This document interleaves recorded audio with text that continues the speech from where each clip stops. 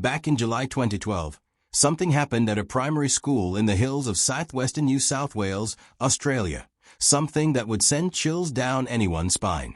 A young girl was playing in the schoolyard when she said something that stopped everyone cold. "My sister's pregnant. We're not sure which one of my brothers got her that way." The teacher who overheard this felt her blood run cold. The sister in question? She was only 12 years old. What started as a confusing comment from a child would soon pull back the curtain on something truly horrifying, a nightmare that had been going on for over 100 years. Out in the isolated hills near a small town called Boorowa, about 40 people were living with secrets so dark they'd challenge everything you thought you knew about human nature. When authorities finally made it out to that remote property, what they found left them completely unprepared. Detective Chief Peter Yeomans later said it was unlike anything he'd encountered in his entire career. This isn't some made-up horror story or urban legend. This is the real account of what the courts called the Colt family, a name used to protect the victims' identities. Welcome to Legacy of Fear. Today, we're diving into one of the most disturbing criminal cases in Australian history. Before we go any further, drop a comment and let us know where you're watching from. Is this your first time here? Make sure you subscribe to Macabre Mysteries of America so you won't miss any of our investigations. This is a dark journey through secrets that one family kept hidden for decades. So brace yourself. The story actually begins long before that Australian farm, back in the green countryside of New Zealand during the 1940s. A child was born from a relationship that should never have happened. Her name was June, and she came into this world in 1948, the daughter of two people who shared not just a home, but the same parents. Her biological parents were brother and sister. This information would stay buried for decades. 18 years later, in 1966, June met a man named Tim Colt. He was 5 years older than her. They got married that same year, with June having no idea about the truth of her own birth. Tim had a real gift for music. He could play guitar and mandolin beautifully. Nobody could have predicted what he was about to build in the shadows. Between 1966 and 1979, 7 children were born: Rhonda, Betty, Cherry, Frank, Charlie, Paula, and Martha. In the 1970s, the family packed up and left New Zealand, crossing the Tasman Sea to Australia. They settled first in Victoria, in the southeastern part of the country, always choosing rural areas where people didn't ask too many questions. Betty, their second daughter, was born in 1967. By the time she was 16 or 17, she became a mother herself. Her daughter Raylene was born sometime in 1973 or 1974. At the time, the family seemed normal enough on the surface. But behind closed doors, something evil was taking root. As the children grew up, Tim formed a family band. He and Charlie, Martha, and one of his other daughters traveled around to music festivals and country music events all over Australia. They performed at fairs, community halls, and music venues. People clapped along and bought their records. One of their albums had a title that, looking back, seems almost sinister: Family Love Songs. The irony of that title wouldn't become clear until much later. Tim would take the stage under the lights, his fingers dancing across the guitar strings while audiences enjoyed ballads about family loyalty and lasting love. After the shows, he'd pack up his instruments, collect his payment, thank the organizers. He looked like the picture of a devoted father and talented musician. But when those lights went out and everyone went home, he crossed lines that would destroy generations. When Betty turned 12, her father began raping her. The abuse was frequent and systematic. But Tim wasn't just physically abusing her. He was manipulating her psychologically, convincing her this was normal, that it was a special kind of family love. He told her the outside world wouldn't understand, that outsiders were dangerous. The physical isolation reinforced the psychological isolation. Betty wasn't his only victim. Rhonda, his oldest daughter, suffered the same abuse. Martha, the youngest, would be victimized years later. But Tim was doing more than just abusing his daughters. He was planting the seeds of a twisted belief system that would perpetuate itself. He convinced his sons that sexual relationships between family members weren't just acceptable, they were actually preferable. It was careful, methodical brainwashing. Betty became pregnant by her own father for the first time when she was 18. Rhonda would also have children by Tim. Martha would bear 4 children with him as the father.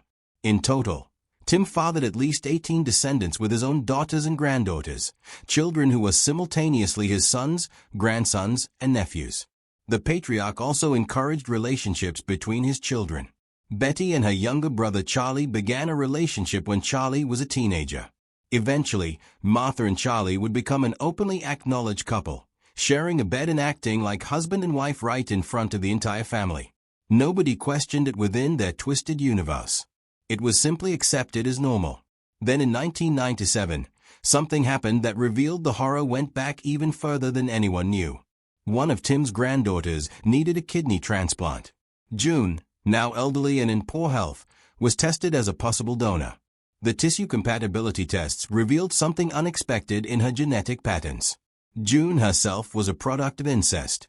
Her parents had been biological siblings. Betty, now an adult with several children of her own, learned about this through correspondence about the tests. Her mother carried the genetic marks of an earlier generation sins. The curse hadn't started with Tim. He'd found it in June, a woman already genetically scarred, and transformed it into a system. The family now understood that the horror stretched back at least a century of documented inbreeding.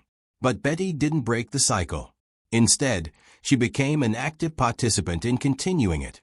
Of the 13 children she would have throughout her life, 5 were proven to be products of incest, most by her own father, others by her brother Charlie.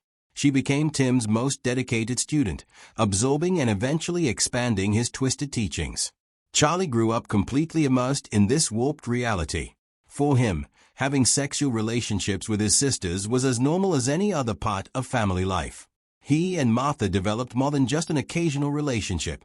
They became partners, sleeping together every night and having 12 children together. They acted like a conventional couple in front of all the other family members. Whenever authorities in Victoria started asking questions about children who showed up dirty and behind in school, the family would pack up overnight and disappear.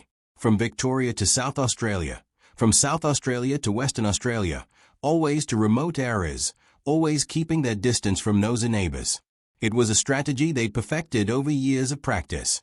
The children born from these incestuous unions began showing disturbing physical signs. Their ears sat abnormally low on their heads. Their eyes were noticeably farther apart than normal. Their facial features didn't line up right. Flattened noses, recessed jaws, prominent foreheads. Hearing problems were common. Some were born completely deaf. Others had severely compromised vision from birth. Their mental development was also seriously affected. 10-year-olds functioned mentally like 4-year-olds. Teenagers couldn't form complete sentences, communicating through fragments and grunts. The recessive genes, amplified by generations of inbreeding, manifested cruelly with each birth. In 2001, Tim Colt died at age 53. Her death brought no changes. It only consolidated Betty's power as the new matriarch. Tim continued controlling the family for another 8 years. Throughout that time, the family band kept performing. Tim, now older, still took the stage. Charlie played beside him. Martha sang. The contrast between their public performances and their private secrets was grotesque. In 2009, Tim Colt died at age 66. He died peacefully, surrounded by his family, believing he'd built something that would last. He died without ever expressing remorse, satisfied that his legacy would continue after his death. In Tim's mind, he'd been a successful patriarch. With Tim dead, Betty took complete control. She was 42 years old, had 13 children, and decades of psychological conditioning, both received and now passed on to others. She didn't just permit incestuous relationships. She actively encouraged them. There were no age limits on the property. There were no relationship boundaries. The only absolute rule was silence with the outside world. In September 2009, just after the patriarch's death, Betty led the family in buying a large property on the outskirts of Boorowa, roughly 75 miles north of Canberra. The land cost just over 100,000 Australian dollars. It was a stretch of partially cleared forest, accessible only by dirt roads that turned into muddy trails during rain. No electricity, no plumbing, no infrastructure whatsoever. For the Colt family, it was perfect. Complete isolation. No neighbors nearby, no authorities dropping by. They set up camp with 2 old caravans, a small garden shed, and a larger shed containing 2 camping tents. 38 people crammed into these miserable spaces. Betty established the new order. Sexual relationships between members, now spanning 4 generations living together on the property, would continue without restriction. This was Betty's kingdom, and her rules were law. But complete isolation proved impossible. Australian law required mandatory education for children. Eventually, government representatives started showing up, asking questions about kids who were rarely seen. The family was forced to enroll some of the young ones in local schools, though attendance was spotty at best. And it was during one of these rare school visits that a child, playing innocently in the yard, made a casual observation that would blow the doors off hell. A teacher heard it. Her stomach turned. She knew exactly what she had to do. For the first time in 100 years, someone outside the Colt family had a clear window into the horror festering in those hills. And this time, it wouldn't be ignored. Between February 2010 and July 2012, 7 reports reached the Department of Family and Community Services of New South Wales. They were anonymous complaints, each one more alarming than the last. Children showing up at school with filthy clothes and rotted teeth. A family living without running water or proper sanitation. Chronic school absences lasting weeks at a time. Children eating with their hands, unfamiliar with basic utensils. A child with visible foot infections, whose parents refused medical evaluation. Multiple children with severe developmental delays. Sexually explicit behavior from an 8-year-old. Each report got filed away, prioritized below cases considered more urgent. But the 7th one, mentioning explicit sexual behavior, was flagged for urgent investigation. Before anyone could act on it, something more concrete emerged. That comment heard in the schoolyard about a 12-year-old girl pregnant by one of her brothers. This time there was specific evidence of a serious crime. On June 6, 2012, a team made their first official visit to the property. The smell hit them before they even saw the place. A thick, overwhelming stench of human urine, feces, unwashed bodies, and decomposing organic waste. Later reports described how investigators had to get out of their vehicles multiple times just to breathe fresh air. Some of them threw up from the odor alone. 40 people were living in conditions that defied any basic understanding of human habitation. The property consisted of those 2 rusted old caravans, a small garden shed for storage, and a larger shed containing 2 camping tents. No functioning electricity, no running water, no sanitary facilities of any kind. The caravans were shocking. Floors covered in layers of dried mud mixed with hundreds of cigarette butts. Garbage piled in every corner. Thin mattresses lay directly on the filthy floor, stained with urine and feces. Beside each sleeping area sat plastic buckets full of excrement. The children used these buckets at night, and they were rarely emptied, just sitting there fermenting and creating that unbearable stench. The kitchen equipment was covered in hardened grease that looked years old, with food remnants crusted onto every surface. A broken gas heater was leaking. They could smell it immediately, a serious risk of poisoning or explosion. Broken windows had sharp glass shards still in the frames, right at children's eye level. Exposed electrical wires hung from entryways, connected to car batteries that provided minimal power. Inside the larger shed, the 2 tents served as bedrooms. Martha slept in one with her daughters Ruth and Nadia. Her sons Albert, Jed, and Carl slept in the other. The air was suffocating, no proper ventilation at all. The children slept in thin sleeping bags directly on dirt floors. More buckets of excrement sat beside the sleeping areas. There was one particularly bizarre discovery, a young kangaroo sleeping in one of the beds meant for children, nestled among the filthy mattresses.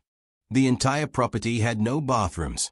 The family used the surrounding forest as a collective toilet, with worn paths leading to several areas between the trees where the ground was covered in decomposing human waste.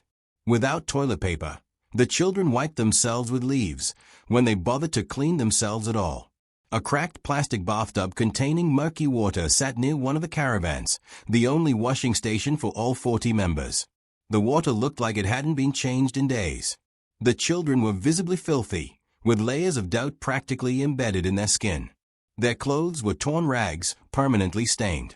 Several had open wounds on their legs and arms, some clearly infected. When investigators tried to talk to them, The kids couldn't make eye contact. They mumbled incomprehensible responses. Some communicated through grunts and sounds without forming recognizable words. The children's teeth were particularly alarming. Several had front teeth completely rotted away, just black holes where teeth should be. Others had teeth broken in half with exposed nerves. Their gums bled on their own. One child who tried to smile revealed only 3 remaining teeth in their upper jaw. All the children had thick, yellow toenails, some growing in spirals from fungal infections. Several walked with a noticeable limp. Later examinations would reveal bacterial infections in their feet, some reaching all the way to the bone. The children looked much older than their actual ages. A 13-year-old girl appeared 25. A 15-year-old boy had gray hair and deep wrinkles. The team left the property in shock. They prepared an urgent safety plan. Rhonda, the oldest aunt, was designated to coordinate immediate improvements. The next day, authorities returned with 2 portable toilets and a camping shower, the bare minimum. In subsequent visits, there were signs of superficial cleaning, but it was obvious nothing fundamental would change. What the investigators didn't yet fully understand was that the physical horror was merely the visible surface. Hidden beneath the misery was a system of relationships so extensive it defied comprehension. The children weren't just being neglected. They were being systematically conditioned from birth. Daily life followed its own twisted rhythms. Betty, now 4 to 5, was the undisputed authority.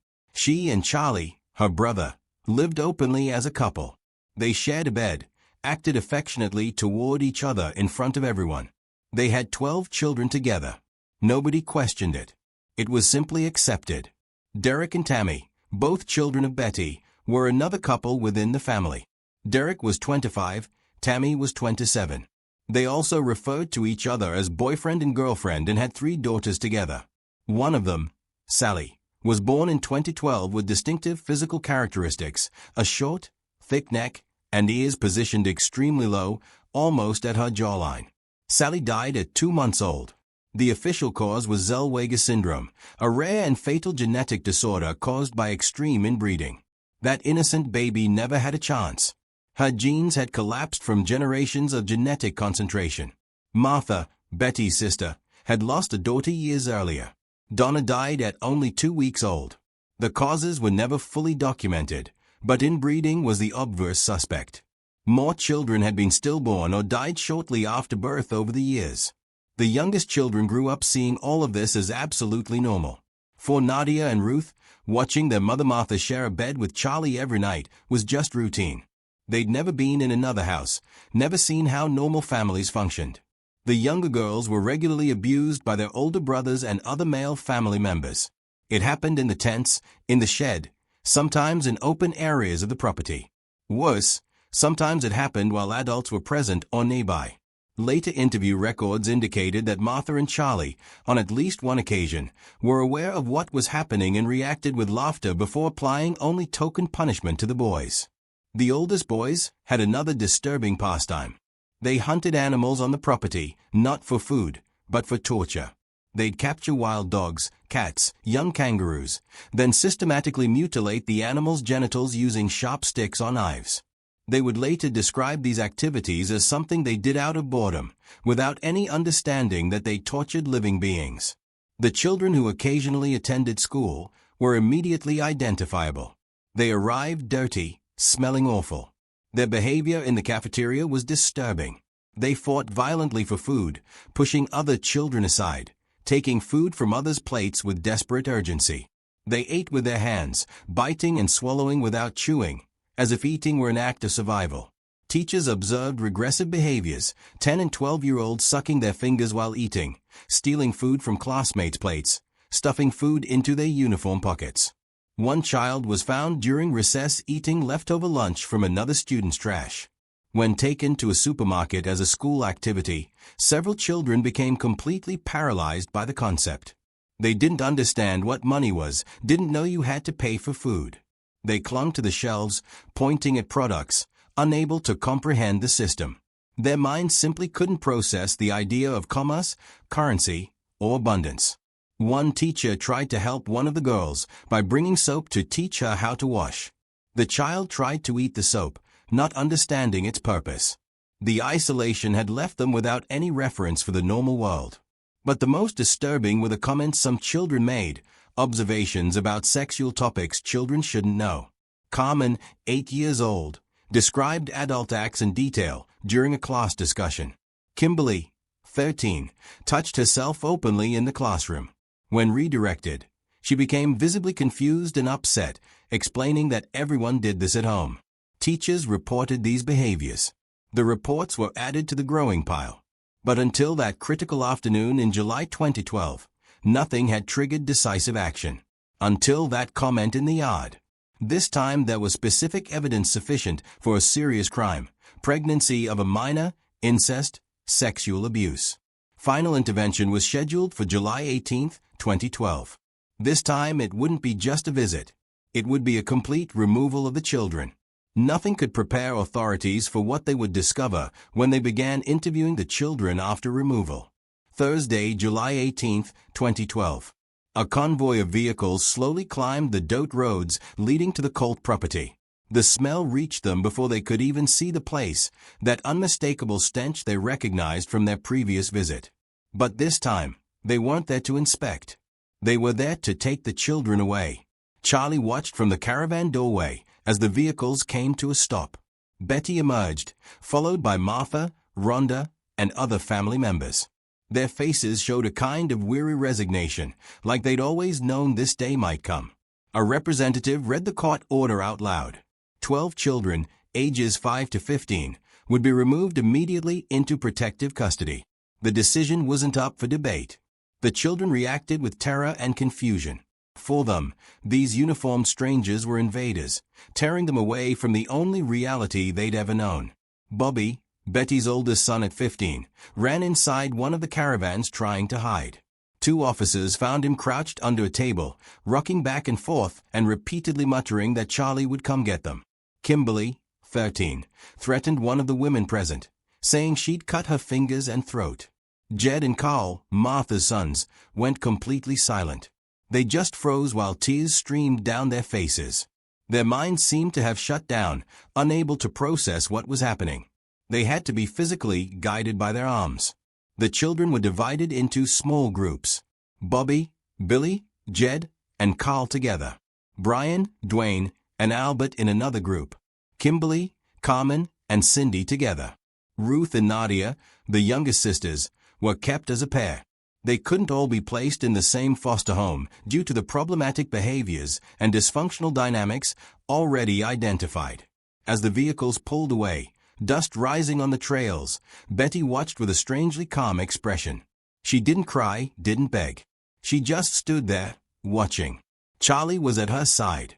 They seemed resigned, as if they'd always known this moment could arrive. The children were taken immediately for medical examinations at Westmead Children's Hospital. The doctors were shocked. All 12 were significantly underweight. Several showed critical malnutrition. Bobby weighed only 95 pounds when he should have weighed at least 130. His body was covered in severe, untreated psoriasis, thick, crusty scales that bled. His toenails were thick yellow claws from chronic fungal infection. He walked with difficulty due to an undiagnosed deformity. When tested academically, he couldn't read his own name. Cognitive tests placed him functioning at the level of a 5-year-old. He was 15. Doctors discovered he regularly wet the bed and soiled his pants during the day. At 15 years old, he had no basic control. Ruth, 9 years old, weighed only 48 pounds, at least 20 pounds below a healthy weight. Blood tests showed severe anemia. She was literally starving. Her facial features were visibly abnormal, eyes widely spaced, ears positioned extremely low, flattened nose, prominent forehead. Classic signs of extreme inbreeding. When taken to a shower for the first time, she was terrified of running water. She'd never seen a functioning shower. One of the caregivers had to go in fully clothed with her, holding her hand, showing her each step. The water running off Ruth in those first baths was black with dirt. She required 4 complete baths over 2 days to become even minimally clean. Kimberly didn't know how to use a toothbrush. She gripped it backward and rubbed the handle against her teeth. She didn't know how to tie shoes. Eating with a fork and knife was impossible. Her teeth were so deteriorated that several would need immediate extraction. Cindy, 5 years old, was the shocking anomaly. Unlike her cousins, she was relatively healthy. Normal weight, normal appearance, clear speech. When tested cognitively, she functioned exactly at her expected level. She could count to 20, recognize colors, draw recognizable figures. The difference intrigued the doctors. The answer would come later through genetic testing. Jed had severe bilateral deafness. Doctors estimated he'd been deaf for years, possibly since early childhood. He'd never received any treatment. He communicated through rudimentary gestures that only his siblings understood. Billy had moderate hearing loss in both ears. Brian had visibly misaligned eyes, severe strabismus. Carl walked dragging his feet unnaturally and breathed loudly at night. All of them had severe dental problems requiring multiple extractions and widespread fungal infections. Most couldn't read a single word. As the first weeks in foster homes passed, even more disturbing behaviors emerged. They weren't just physically neglected. They were severely traumatized psychologically. Cindy was found by her foster parents touching herself inappropriately in the bathroom. When questioned, she explained casually that Dwayne had taught her. She was 5 years old. She also repeatedly tried to kiss her foster father on the mouth in inappropriate ways. When he backed away, explaining that wasn't appropriate, she became frustrated, sometimes crying and protesting that her mother kissed everyone that way. Dwayne and Brian, placed together temporarily, were discovered trying to restrain the 18-year-old granddaughter of their foster parents. The young woman was on the sofa when she woke feeling something on her wrists. When confronted, the boys didn't understand why they were being scolded, explaining they always did this at home with their cousins. Kimberly and Carmen exhibited problematic behaviors almost daily. Their foster parents found them multiple times with Kimberly touching Carmen inappropriately. When asked about it, Kimberly smiled, saying she was touching her private parts, that she liked it. Carmen confirmed casually that this happened whenever they sat on the sofa at home. They described it as if they were discussing watching television together. During school holidays, Carmen and other children went on an excursion. During the bathing period, Carmen tried to pull down a boy's pants and initiated inappropriate contact. The boy reported it immediately. Supervisors stopped it right away, and Carmen was removed from group activities. Albert, Jed, and Carl made revelations to their caregivers that deeply alarmed them. During a conversation about what they did for fun on the farm, they described hunting and torturing animals. They talked about holding wild dogs down and mutilating their genitals, about doing the same with cats and a baby kangaroo. They said this casually, without any expression of remorse, like someone describing a common game. Bobby and Billy showed patterns so concerning their required transfer to specialized facilities. Bobby was found trying to touch a 6-year-old inappropriately during the night. Billy was discovered showing pornographic drawings to other children, trying to explain sexual acts. They didn't do this with malice. They genuinely believed they were being helpful. Kimberly was considered high-risk enough that she required formal evaluation using protocols normally reserved for adult offenders. She couldn't be near younger children without constant visual supervision. She was seen multiple times trying to touch Cindy and Carmen inappropriately. Her younger sisters, Ruth and Nadia, began intensive trauma therapy. Nightmares were constant. Ruth woke up screaming several times a week. Nadia developed severe hypervigilance, jumping violently at the slightest unexpected sound. But gradually, they also began showing progress in small but significant ways. They gained weight. Ruth finally reached a healthier weight. Nadia grew dramatically in her first year away from the farm, previously stunted growth finally resuming. They learned to speak more clearly through intensive speech therapy. They attended school with special education support. Ruth was placed in a class with much younger children who functioned at her cognitive level. There, she began making real progress. She learned the complete alphabet, counted well beyond her previous limits, recognized shapes, colors, and patterns. These were milestones typical children reach years earlier. But for Ruth, they represented monumental achievements. Nadia learned to read very simple books, 3-word stories with large pictures. Each word decoded independently was celebrated as a significant accomplishment. Both still required intensive trauma therapy. Nightmares continued frequently. Ruth woke screaming multiple times a week. Nadia's severe hypervigilance meant she reacted exaggeratedly to unexpected sounds. Psychological evaluations showed classic symptoms of complex post-traumatic stress disorder. Cindy, the only child with unrelated parents, adapted more quickly due to her normal intelligence. After 1 year in stable care, she functioned academically close to her age level. She attended regular school, developed friendships, and participated in normal childhood activities. But she also carried psychological scars. The learned sexualized behaviors diminished with therapy but resurfaced under stress, particularly during transitions. During formal recorded interviews with specialized psychologists, disturbing revelations emerged about their lives on the farm. Nadia described how her brothers, Albert, Jed, and Carl, showed her pornographic materials and touched her inappropriately. She reported that Albert was particularly aggressive. She said her parents, Martha and Charlie, were aware of at least some incidents.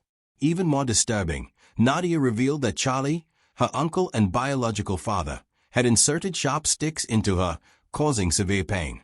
She described crying and being told to stop crying. The psychologist conducting the interview had to take multiple breaks due to the extreme content. Ruth provided corroboration in her own interview, describing similar patterns. She mentioned that her brothers showed pornographic magazines frequently and touched her regularly. She said it happened almost daily, sometimes in the tent, sometimes in the shed. She reported that sometimes it happened when other family members were present but didn't intervene. Kimberly, at 13, described how several male members, including uncles who were also half-brothers, forced her into sexual acts starting around age 10. She reported that her mother, Raylene, was informed on at least one occasion but reacted by blaming Kimberly, saying it was her fault, that she shouldn't allow it. Kimberly cried during this part, expressing confusion about how she could have prevented it when she was physically held down. Carmen, only 8 years old, described being taken to the woods by Brian, Dwayne, and Billy. She reported that she and Kimberly were tied to trees with ropes, their clothes were removed, and acts were committed. She said it hurt, that they cried, but the boys didn't stop. She described it happening multiple times, at least weekly during the year before removal. Dwayne, 9 years old, explained why they never told teachers or doctors. He revealed that the entire family instructed them never to tell anyone because Betty would go to jail. He explained that everyone knew Tim had been Betty's father and had started relationships with her when she was 12. That knowledge, that telling would destroy the family and cause the matriarch's imprisonment, kept the children silent despite years of abuse. As the interviews revealed the scope of the trauma, genetic testing was being prepared. In September 2012, the Children's Court ordered DNA testing on all 12 minors. The results would take months to process and analyze. But when they arrived, they would scientifically confirm what the interviews had already suggested. This wasn't a normal family hiding secrets. It was a dynasty of inbreeding spanning multiple documented generations. In September 2012, 2 months after the removal, the Children's Court ordered comprehensive genetic testing. The decision came after weeks of disturbing testimonies. Prosecutors needed scientific evidence that could stand up to legal challenges. DNA doesn't lie. Dr. Susan Marks from the Child Protection Unit at Westmead Children's Hospital personally collected oral swabs from each child in June 2013. The samples were hand-delivered to the cytogenetics laboratory. In July, the results came back. They were absolutely clear. 11 of the 12 children were products of incest. The levels of homozygosity, identical genes inherited from both parents, were extraordinarily high.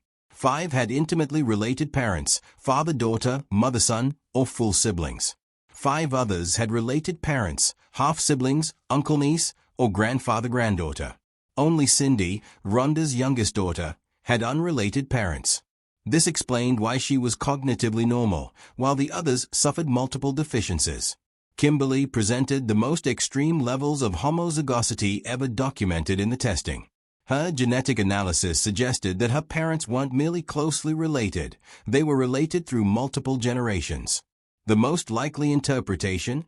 Kimberly was simultaneously the daughter, granddaughter, and great-granddaughter of the same person. Tim Colt had fathered Betty. Betty had fathered Raylene. Tim had also fathered Kimberly with Raylene. 3 generations of women, grandmother, mother, daughter, all raped and impregnated by the same man. Kimberly was a final product of that monstrous genetic concentration, possibly one of the most inbred individuals ever documented in modern medical literature.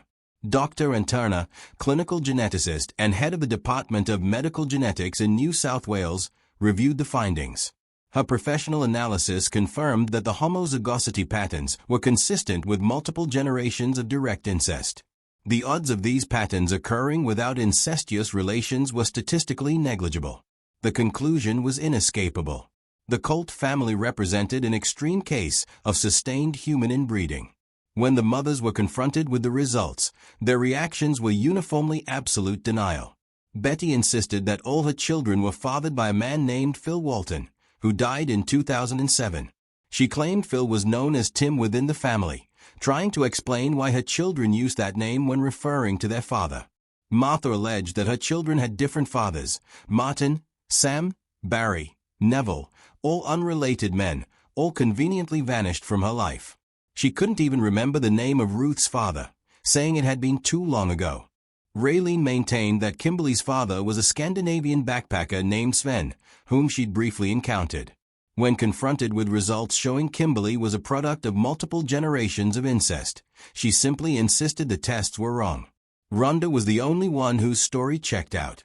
She stated that Cindy's father was Jerry Phelps, a farmer she'd worked for harvesting fruit. Genetic tests proved that Cindy indeed had unrelated parents. The denial wasn't just legal strategy. It seemed to be deeply rooted psychological conditioning. Decades of manipulation had reconfigured their perceptions of reality. They genuinely seemed to believe their own stories despite overwhelming scientific evidence. But there was one revelation Betty was forced to make. In a letter delivered by her attorney near the end of the proceedings, she admitted something she'd hidden for 15 years. In 1997, when June was tested as a possible kidney donor for a granddaughter, tissue typing discovered that June was a product of incest. Her parents were biological siblings. Betty had known this since 1997. She'd never mentioned it during months of interviews. She only revealed it when it became clear that her children's genetic tests were indisputable. The late revelation appeared to be an attempt to explain the results as inherited bad genetics rather than continued active incest. But the admission actually made her situation worse. It proved she'd known for 15 years that her family carried markers of generational inbreeding, and she'd continued having children with close relatives knowing the genetic risks. It was conscious choice, not ignorance. Parallel to the testing, problematic behaviors in foster homes continued requiring specialized interventions. Bobby and Billy were transferred to facilities for youth with problematic sexual behaviors. Brian and Dwayne exhibited similar problems. Kimberly required formal risk assessment using protocols generally reserved for adult offenders. In 2013, while the case proceeded through court, Betty did something that confirmed she remained dangerous. She planned to abduct Bobby and Billy from their foster homes. During a supervised visit, she secretly passed a cell phone to Bobby, instructing him to hide it. The boys obeyed, hiding the device in a plastic bag among some bushes. Every night after their foster parents fell asleep, they'd sneak out to make calls. But police, still investigating the family, had tapped Betty's phone. They heard every conversation. The recordings revealed Betty speaking to Bobby in a tone completely inappropriate for a mother addressing her adolescent son. Police records documented that she called him sexy and handsome, said his voice sounded attractive, and expressed that she couldn't wait to see him again. The content was described by investigators as sexually charged and flirtatious. Betty also outlined her plan in the recorded calls. She explained that when she arrived, they should be ready to leave immediately. They'd drive to South Australia, where New South Wales authorities had no jurisdiction. They'd get work harvesting fruit and live discreetly as a family again.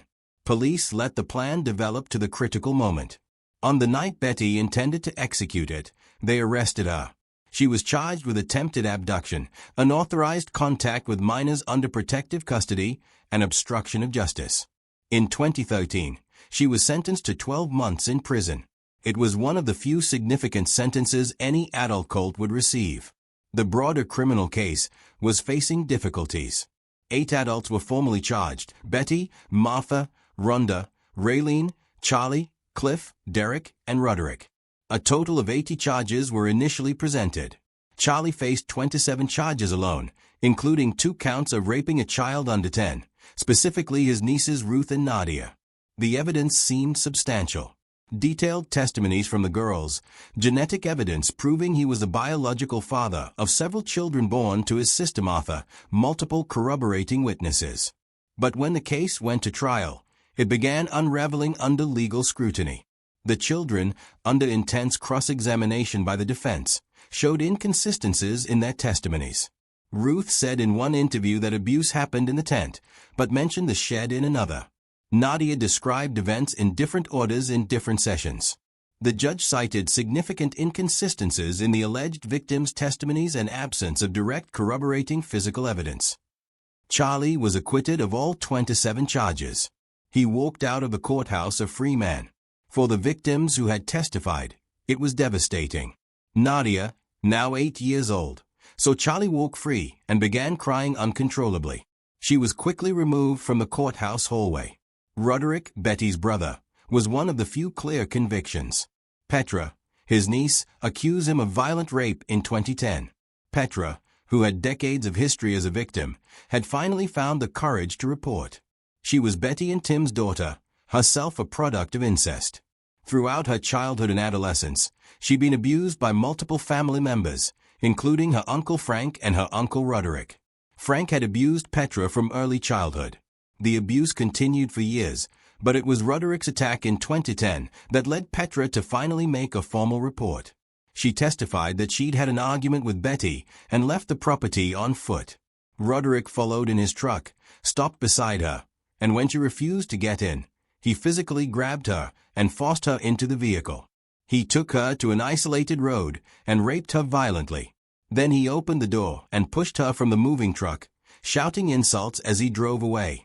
Petra managed to return to town, went to the hospital, and made a police report.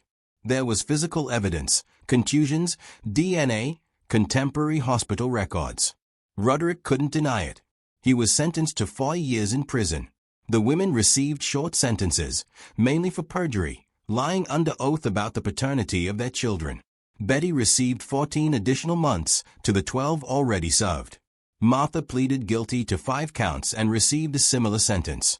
Raylene and Rhonda received intensive correction orders, essentially house arrest and rigorous parole. Most of the original 80 charges were dismissed. Prosecuting intergenerational incest was legally and philosophically complex. The mothers were original victims of Tim. Debates about their capacity for full moral understanding continued. But the Children's Court made a clear decision. On September 13, 2013, it issued an unusual ruling removing all children permanently. Normally, such cases remain sealed, but Judge Peter Johnston decided the public interest was overwhelming. The decision was published with all names replaced by pseudonyms. The conclusion was unequivocal. There was no realistic possibility of restoration. Parental responsibility for each child was allocated to the minister until they reached 18. It was permanent and final. The children would never return to their biological families as minors. For many, despite all the abuse they'd suffered, this was devastating. The Colt family was all they knew. The concept of rescue was complex when victims didn't fully understand they needed rescuing. But the decision was based on overwhelming evidence that return represented unacceptable risk. The years following raised inevitable questions for Australian society. How had 40 people lived in generational isolation, perpetuating systematic abuse for decades without intervention? The answers revealed failures at multiple levels. 7 specific reports between 2010 and 2012, each filed away, prioritized below cases deemed more urgent. But looking back, the pattern was obvious. Children with rotted teeth, a family without running water, chronic school absences, sexualized behavior. Each piece individually could have alternative explanations. Together, they formed an unmistakable picture of severe neglect and possible abuse. The system failed not from malice, but from chronic overload. Underfunded departments, professionals carrying dozens of cases simultaneously. When each day brings multiple possible abuse reports, triage becomes necessary. The Colt family, living in extreme isolation without outside advocates, fell through the cracks. Constant mobility also protected them. Moving between Australian states, they stayed ahead of tracking systems. Records weren't efficiently shared between jurisdictions. A family flagged in Victoria was essentially starting with a clean slate in Western Australia. For the children, post-cult life was uncharted territory. Those initially placed together had to be separated when problematic behaviors emerged. The initial idea that they'd automatically be safe simply by being away from the farm collapsed rapidly against reality. Bobby, Billy, Brian, and Dwayne were all transferred to specialized programs, not as punishment, but as necessary intensive treatment. They were simultaneously victims and presenting problematic behaviors, a complex categorization the system struggled to address. They needed years of intervention to begin deconstructing patterns learned from infancy. The younger girls, Ruth and Nadia, eventually placed in a stable home, began showing progress in small but significant areas. They gained weight. Ruth finally reached a healthier weight. Nadia grew dramatically in her first year away from the farm, her previously stunted growth finally resuming. They learned to speak more clearly through intensive speech therapy. They attended school with special education support. Ruth was placed in a class with much younger children functioning at her cognitive level. There, she began making real progress, learned the complete alphabet, counted well beyond her previous limits, recognized shapes, colors, and patterns. These were milestones typical children reach years earlier. But for Ruth, they represented monumental achievements. Nadia learned to read very simple books, 3-word stories with large pictures. Each word decoded independently was celebrated as a significant accomplishment. Both still required intensive trauma therapy. Nightmares continued frequently. Ruth woke screaming multiple times a week. Nadia's severe hypervigilance meant reacting exaggeratedly to unexpected sounds. Psychological evaluations showed classic symptoms of complex post-traumatic stress disorder. Cindy, the only child with unrelated parents, adapted more quickly due to her normal intelligence. After 1 year in stable care, she functioned academically close to her age level. She attended regular school, developed friendships, and participated in normal childhood activities. But she also carried psychological scars. Learned sexualized behaviors diminished with therapy, but resurfaced under stress, particularly during transitions. As the children grew and some reached 18, the age when court orders expired, some made concerning choices. Several reconnected with their biological mothers. Bobby was among the first. At 18, he contacted Betty. Within months, he was living with her in South Australia. Authorities were alarmed but legally powerless. He was an adult, free to associate with whomever he chose. Evidence suggests at least 3 or 4 reconnected with family members after turning 18. Psychologists explain this through traumatic attachment theory. Even abusive parents create deep emotional bonds. Breaking those bonds, even when rationally understood as necessary, is emotionally excruciating. Some victims of generational trauma never fully break away, oscillating between approach and distance. There are also significant concerns about the next generation. Some of the now adult Colt children have had their own offspring. Specific information is protected by privacy laws, but concern among professionals is legitimate. Generational trauma frequently perpetuates through subsequent generations when not adequately treated. The Colt children carry genetic burdens that affect them permanently. Ruth developed chronic kidney problems related to her inbreeding, a condition likely requiring lifelong medical management and possibly a future transplant. Bobby has congenital heart problems that will eventually require surgical intervention. Several have vision and hearing problems that worsened with age.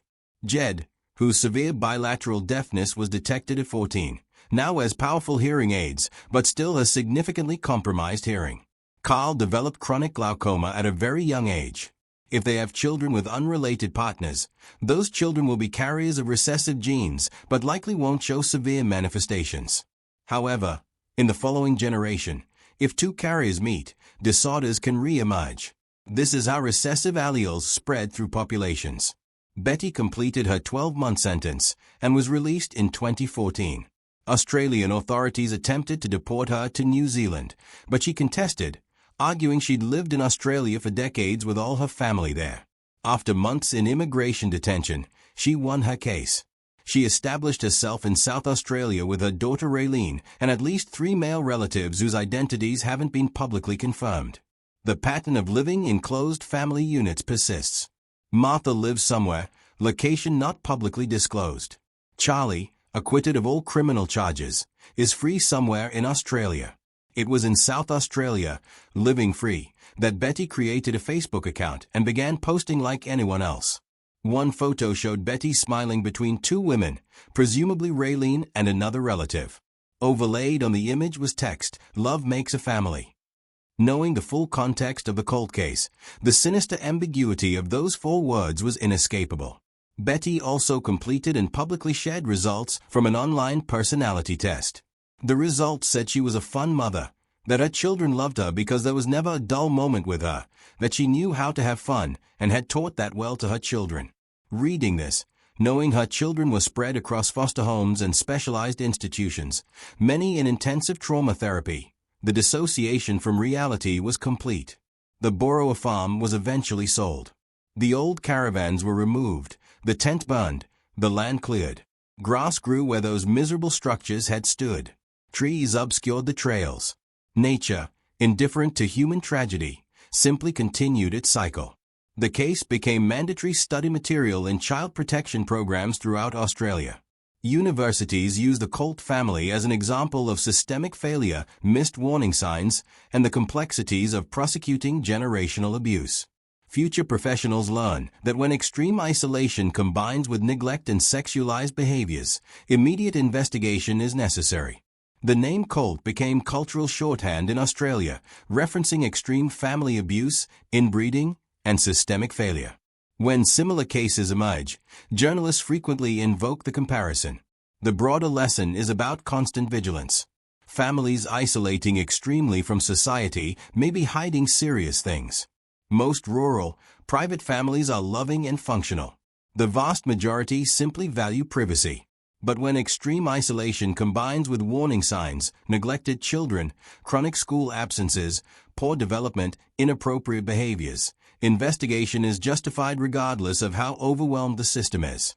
There are also lessons about denial and generational trauma. The Colt mothers apparently don't believe they did anything morally wrong. Decades of conditioning from their own childhoods have reconfigured their reality perceptions. For them, the outside world is what's wrong. They'll likely die maintaining these distorted beliefs. For the children, the central question remains whether they can escape the inherited psychological distortion. Removing them physically was relatively simple. Removing them psychologically from cult doctrines embedded from birth is lifetime work. Some will succeed, building new identities and healthy understandings. Others will remain partially trapped, conflicted, unable to fully resolve their traumatic past with possible futures. The legacy extends through generations, past generations that created the horror, the present generation that revealed it when a child spoke innocently, and future generations who will carry genetic and psychological scars. A Family of 40 became a modern parable about what happens when evil is systematized across generations, when abuse is normalized through brainwashing, and when society repeatedly fails to see what's hidden in plain sight. In the silent hills near Boorowa, where the family once kept its century-old secret, life continues. New families live on neighboring properties. Children play in schoolyards, and vigilant teachers listen carefully, always ready to catch phrases that might reveal hidden horrors. Because the central lesson isn't that such monstrosities are common or probable. It's that they are possible. And that eternal vigilance, combined with adequately funded and responsive protection systems, is the necessary price for protecting the most vulnerable. If this investigation disturbed you, that's appropriate and healthy. That discomfort is what keeps societies morally alert. It's what motivates professionals to take warning signs seriously even when resources are stretched. It's what ensures we never normalize or accept the unacceptable simply because it's hidden from view. Thank you for watching Legacy of Faye. If you found this investigation important, leave a like and subscribe to Macabre Mysteries of America, so you don't miss our stories that society must know. And remember, in the comments, we want to know, how can we improve child protection systems to ensure cases like this are detected earlier? And always remember, if you see something concerning, say something. A phrase overheard casually in a schoolyard saved 12 lives and exposed a century of horror. Until the next investigation.